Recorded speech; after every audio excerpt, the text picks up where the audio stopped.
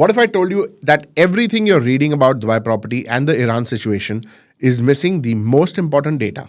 I've spent the last week doing what I always do during moments of market uncertainty, talking to sellers, talking to buyers, watching transaction behavior, and separating signal from noise. And what I'm seeing on the ground tells you a very different story than what you're reading in international headlines. My name is Tahir Majithia, and at Prime Capital Dubai, we've helped global investors place serious capital into Dubai's property market with a plan and not a pitch. We've deployed over 5 billion dirhams across multiple market cycles. And in this video, I'm going to share exactly what I'm observing right now, the real sentiment, the real behavior, and what it means for investors making decisions over the next 6 to 12 months. Let me establish something important at the outset. It is too early to make confident predictions about the full impact of the Iran situation on Dubai. The regional picture is still developing.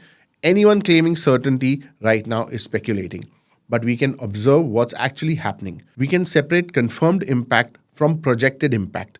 And we can apply frameworks from previous periods of regional tension to understand likely trajectories. Here's what I can tell you with confidence. There are no mass layoffs happening currently in Dubai. Businesses are not shutting down completely. There are no meaningful exodus of residents.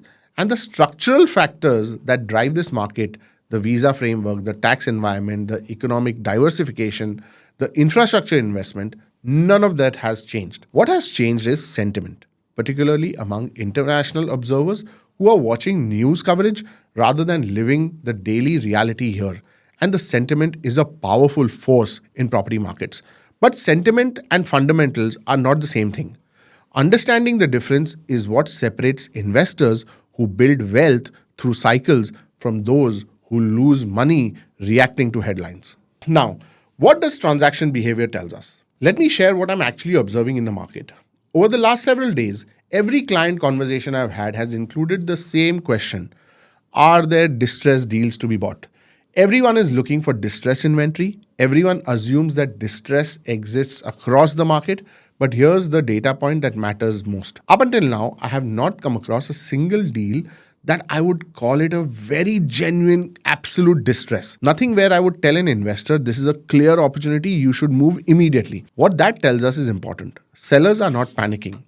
The secondary market is not flooding with desperate inventory. Yes, there are deals coming in, and I don't deny that. We are actively monitoring and we are looking for our investors to actually allocate capital and buy some distressed deals. People are watching and waiting, just like buyers are watching and waiting. What most people get wrong is they project future behavior from current headlines. They assume that because news is concerning, transaction behavior must be distressed. But the market here is not behaving that way. Here's what I expect to happen. As the situation normalizes, and it will normalize, we will see a segment of sellers come to the market. People whose cash flow was already strained, people who are considering selling anyway, and people whose sentiments shift permanently. That will create a window of opportunity. But based on what I'm seeing, that window will not be a very long window. It will be a narrow window of opportunity. Quality assets at genuine discount will move very quickly because buyer demand is lined up and waiting. The investors who capture that window will be those who are already prepared. Capital is ready, criteria is clear, and ability to move within days and not weeks. Now, let's talk about the rental market mechanics. Let me walk you through what's happening in the rental market, because this is where the short-term impact is most visible. Tourism will be affected. That's a near certainty. Fewer visitors in the immediate term means reduced demand for short-term rentals, Airbnb, holiday lets, and service apartments. If you're operating in that segment, you'll likely see reduced occupancy until the situation normalizes. Some operators will respond by shifting their inventory to long-term rental. When that happens, supply in the long-term rental also increases, which may put temporary downward pressure on rents. Here's the framework for thinking about this. It's a supply shift, not a demand collapse. The underlying demand for residential space in Dubai has not changed. Population hasn't dropped and employment hasn't dropped yet. What's changed is the segmentation of that demand between short-term and long-term. The key trigger to watch is airline operations. Once regional flights normalize and tourism resumes, and it will resume, the reverse shift happens.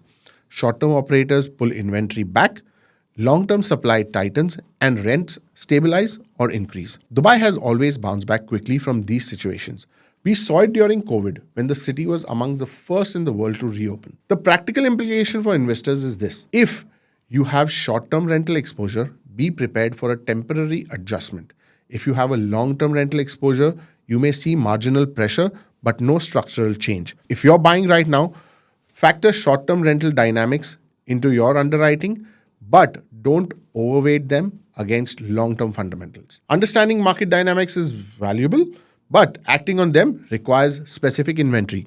We are actively monitoring the secondary market for genuine distressed opportunities, quality developers, meaningful discounts, below original pricing, fundamentals that support long term returns.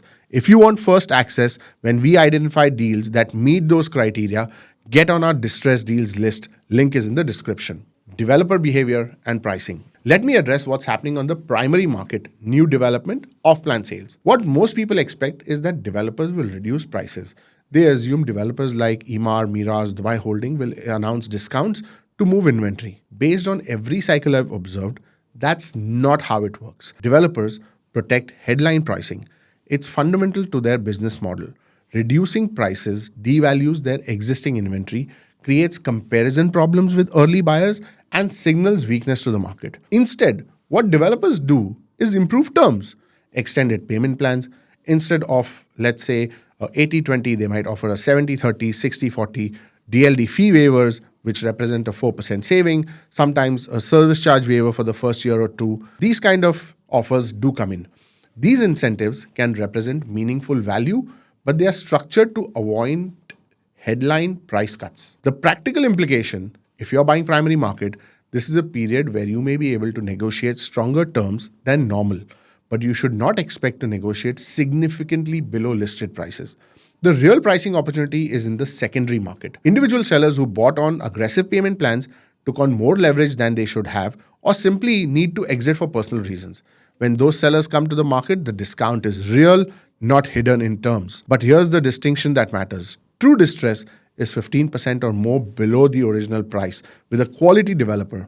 Anything less is just a motivated seller.